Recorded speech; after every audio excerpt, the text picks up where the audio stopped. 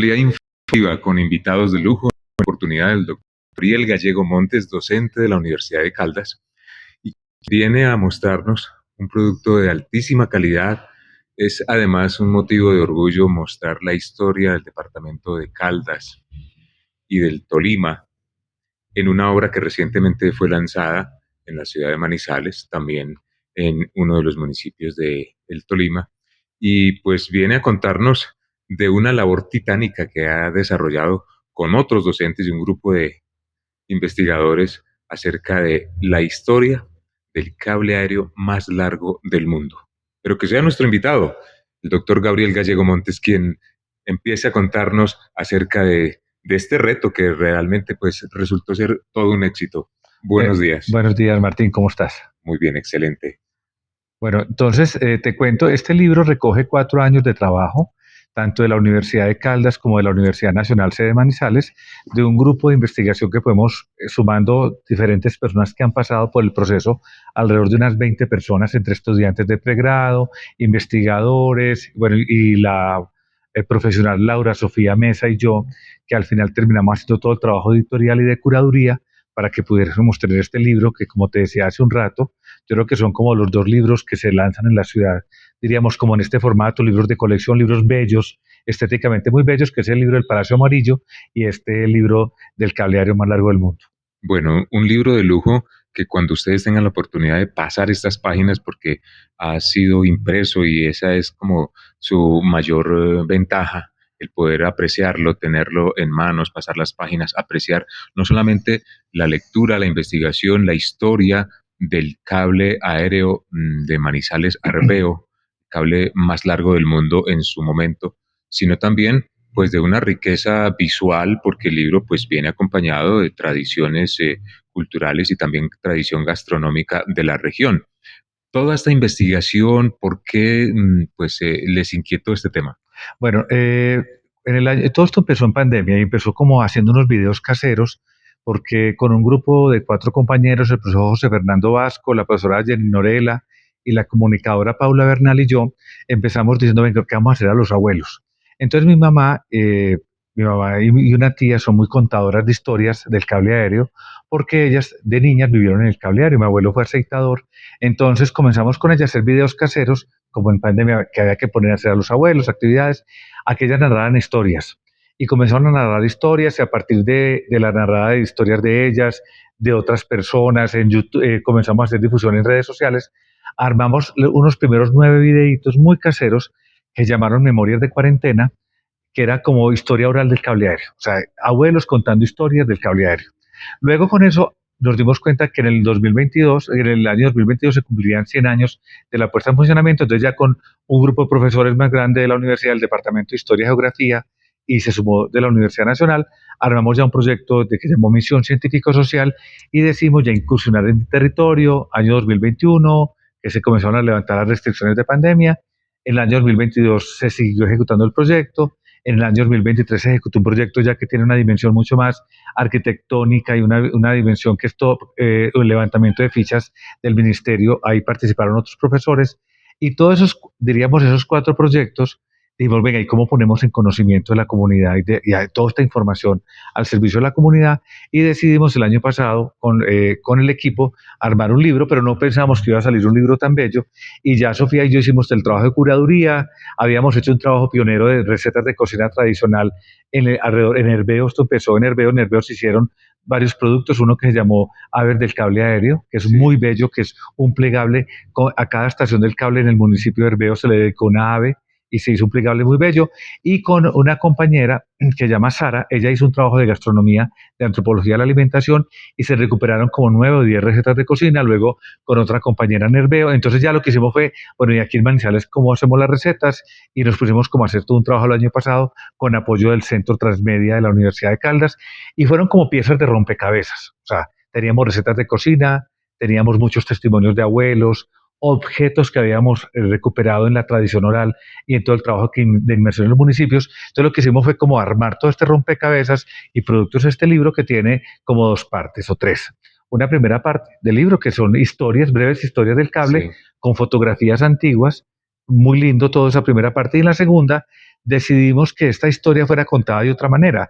Dijimos, a ver, ¿cómo contamos la historia de cada estación del cable? Que son 22 estaciones de aquí hasta Mariquita. Entonces, lo que hicimos fue coger cada estación con la gente que vivió en la estación o con las familias de las comunidades, decidimos otorgarle un valor, diríamos, el valor simbólico y el valor histórico, una receta de cocina de la estación propia de la gastronomía de la zona y un objeto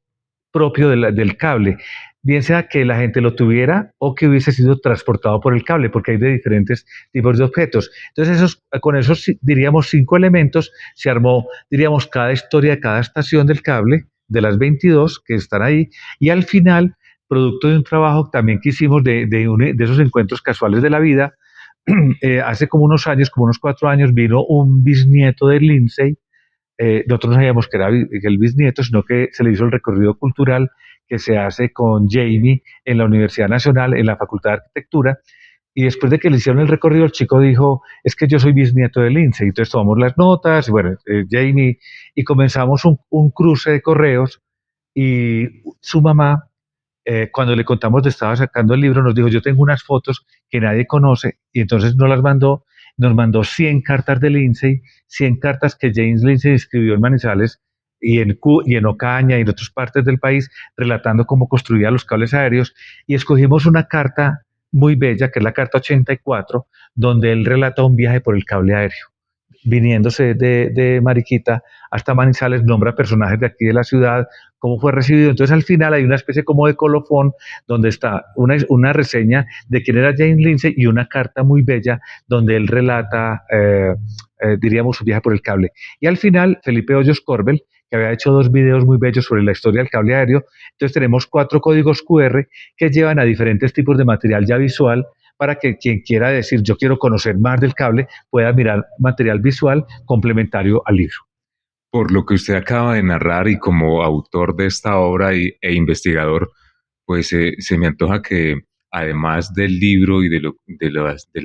piezas que ustedes han recolectado, pues se podría incluso hasta crear un museo del cable aéreo. En eso estamos pensando. De hecho, una de las conversaciones que tuvimos con el gerente de la Asociación Cable Aéreo es que en la estación del cable, de la línea 3, él quiere montar ahí como una especie de museo. Nosotros le hemos dicho que como Universidad Nacional y Universidad de Caldas tenemos pues todo esto de bagaje, nosotros somos entidades públicas y la idea es que podamos hacer un convenio y de ahí se puede construir algo bien bello para que la gente conozca. Pero también nosotros en todo el recorrido descubrimos que la estación La Esperanza, que queda al pie de la Hacienda La Esperanza, del 8 para bajito, es la estación de todo el cable que está mejor conservada. Es la estación del cable, eso está en manos de una empresa que es la que,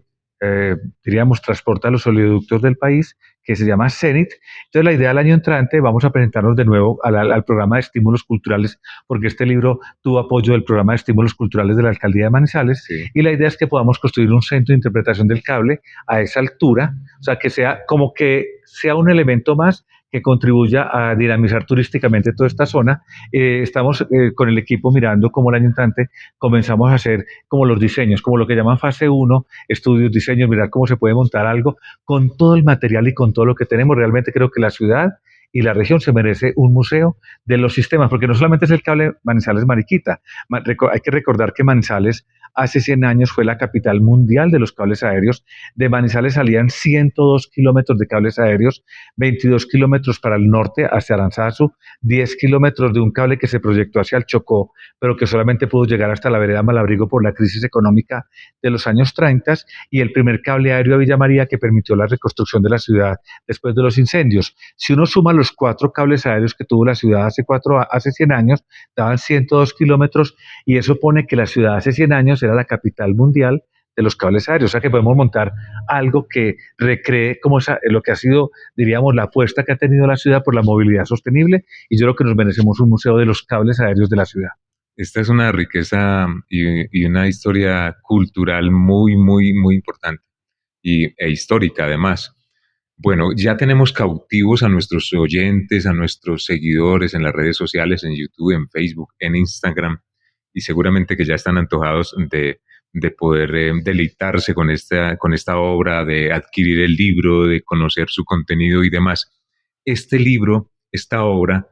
El cable aéreo más largo del mundo, que tiene además es una edición de lujo en tapa dura, ¿Dónde lo pueden encontrar los manizaleños, los caldenses, los colombianos y los manizaleños que viven en el exterior y que quieran cuando vengan a Manizales pues llevarse esta obra que es espectacular? Sí que es un libro de colección de esos, como decimos, un libro de poner en la sala de la Sí, casa, sí. porque realmente es un libro que antoja verlo, palparlo, olerlo. Este libro se puede conseguir, ya terminamos la fase de preventa, ahora se puede conseguir tanto en Leo Libros como en la librería Ágora, que queda ahí al frente de San Cancio. Son los dos puntos de distribución que tenemos del libro acá y seguramente estamos haciendo unos acuerdos con una distribuidora de libros para que el libro pueda llegar a diferentes partes del país a través pues, de estas cadenas de distribución que tienen los libreros. Uno, Claro. pues simplemente lo que hace es como el trabajo pues, de editor y de que realmente generar cosas lindas, estéticamente bellas, para recrear nuestros sentidos. Y estamos ya coordinando con una casa editorial para que haga la distribución en todo el país. Bueno, remontémonos a la historia del cable aéreo, a su montaje, a esa hazaña de los emprendedores que en estas montañas tan agrestes pues decidieron pues montar un cable aéreo y que tuviera una extensión de 72 kilómetros que nos llevara de Herveo a Manizales y de Manizales a Herveo pasando por Mariquita y demás. Sí,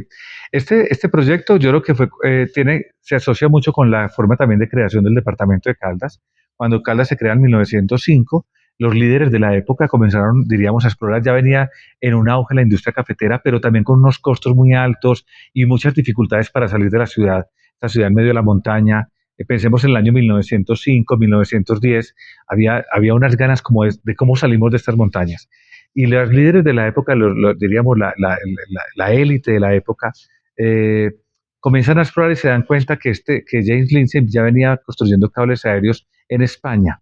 y lo contactan. Y por la delegación, Aquilino Villegas y otros líderes de la época, líderes cafeteros de la época, Pinzón y otra gente de la época, lo contactan, él llega hacia las visitas de exploración y el cable, después de que se hacen todos los acuerdos con la nación, hay que recordar que Manizales en esa época tenía un gran protagonismo frente al Estado Nacional. No es como ahora, sino que en esa época Sí. teníamos un gran protagonismo en el Estado Nacional. Silvio Villegas, Aquilino Villegas, mucha gente eran ministros, tenían una gran influencia, lograron la concesión, o sea, como una extensión del ferrocarril de la Dorada, el cable aéreo, y se inicia el trabajo de exploración hacia el año 1912, constructivo, desde el 10 hasta el 11 exploración, luego todo el trabajo constructivo. Se construye hasta 1914 la primera sección o la primera parte y termina en Frutillo, pero la Primera Guerra Mundial frena todo el trabajo, toda la demanda que hubo de hierro y de acero para la obra, y fue cuando se construye la Torre 20 como una forma de la que tenemos aquí arriba en arquitectura, en la zona del cable, como una forma de salvar, diríamos, el proyecto. Y luego el proyecto se retoma finalizada la Primera Guerra Mundial en el año 1918 y concluye en 1922 con la llegada a Manizales de lo que llaman la vagoneta insignia con Lince y los ingenieros. Pero este libro, más que dedicarle la obra a los que fueron como los grandes pioneros, es un libro que se le dedica a la vida cotidiana, a la historia, a la vida cotidiana, a la historia a la gente, porque no se nos puede olvidar, como dijo don Arnoldo Algudelo, que es una de las personas que tenemos ahí, que fue, diríamos, una persona muy versada sobre el cable, un trabajador del cable que vivió mucho tiempo en Herveo, que decía que de las grandes horas siempre se llevan como los pergaminos los ingenieros. Y aquí está, este libro se le dedica al INSE y una partecita chiquita, pero la mayoría es a las familias que vieron el cable, a los trabajadores. Hay un homenaje a los trabajadores. El cable contrató más de 500 trabajadores en el sistema. La mayoría eran campesinos, peones, gente que aprendió el oficio de manos de los ingleses, pero que diríamos fueron ellos los que realmente también, como lo dice la bisnieta de Lindsay y está en el colofón, ella dice, Lindsay confió mucho en los talentos locales, en la gente que a pesar de que no era gente que tuviera grandes destrezas en ingeniería o en matemáticas, pero tenían ese saber local, las montañas, conocían todos los vericuetos que tienen nuestras Sí. montañas, y realmente el cable fue un éxito en los años en que funcionó, bueno, hasta que entró en declive después de los años 50, no solamente por la magia y por todo lo que fue, diríamos, el ingenio y la destreza ingenieril, sino realmente por el conocimiento local que está en manos de los trabajadores y de las mujeres que con su administración de la vida cotidiana permitían que este sistema funcionara. Pues bien, este programa amerita una segunda parte porque definitivamente hay mucho que contar de la historia alrededor o en torno al cable aéreo más largo del mundo. Pues hemos relatado una historia más que sobre todo nuestro invitado, Gabriel Gallego Montes, docente universitario, investigador y coautor de esta obra, El cable aéreo más largo del mundo. Muchísimas gracias, doctor Gabriel. A ti, Martín, por la invitación y un saludo navideño para todas las personas que nos siguen en estas redes sociales.